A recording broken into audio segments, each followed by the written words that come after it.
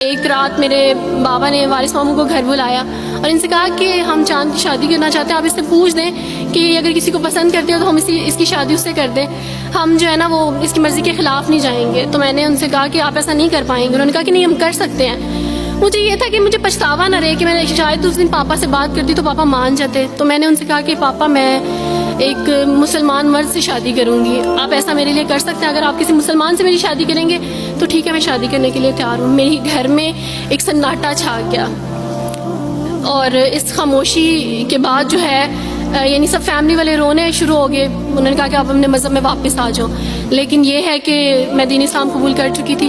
آپ یقین جانیں جس طرح لوگ مختلف ہیں اسی طرح ان کے مسائل بھی مختلف ہیں۔ مجھے مینٹلی بے انتہا ٹارچر کیا گیا، مینٹلی مجھے یعنی اس چیز کا احساس دلوایا گیا کہ ماما پاپا روتے ہیں۔ میرے پاپا نے آپ یقین جانیں خود کو پھانسی لگانے کی کوشش کی میری آنکھوں کے سامنے، میری ماما نے خود پہ پیٹرول ڈال دیا اور خود کو جلانے کی کوشش کی میری آنکھوں کے سامنے، اور میں اپنے روم میں بیٹھی یہ کہتی تھی کہ اللہ اگر میں حق پہ ہوں نا تو میری فیملی کو کچھ نہیں ہونا چاہیے۔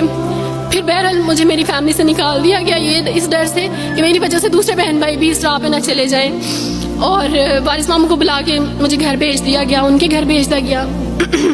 جب میں گھر سے آ رہی تھی تو وارث ماموں نے کہا کہ بیٹی اگر آپ کا کوئی سامان ہے تو آپ لے لیں۔ تو میں نے ان سے کہا کہ اس گھر سے صرف ایک ہی چیز میرے ساتھ جا رہی ہے اور وہ ہے میرا نام جو ماما پاپا نے مجھے دیا تھا۔ میں چاند رات میں پیدا ہوئی تھی اس لیے انہوں نے میرا نام چندہ رکھا تھا، بس وہ نام لے کے آئی۔ آپ یقین کریں ہمیں کہا جاتا ہے جبرن اسلام قبول کیا جاتا ہے، اسلام قبول کرنے کے بعد وہ جبر کیا جاتا ہے کہ آپ سوچ بھی نہیں سکتے۔ آپ کو اپنے ماں باپ سے ہی ملنے نہیں دیا جاتا، آپ کو اپنے ہی چھوٹے بہن بھائیوں کے پاس نہیں جانے دیا جاتا۔